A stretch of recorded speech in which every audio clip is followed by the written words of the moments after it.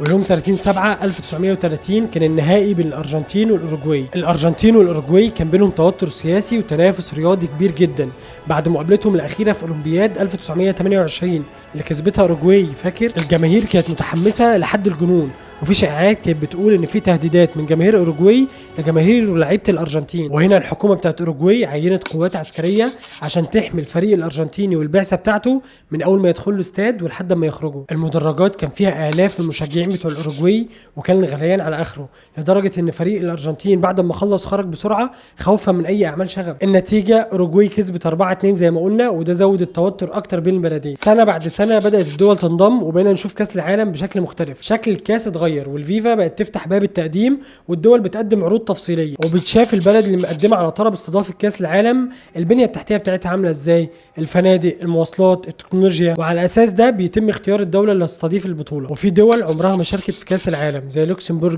ونيبال والفاتيكان وليتوانا وغيرها كتير، وده اما بسبب ضعف المستوى او عدم التمويل او لاسباب سياسيه تانية.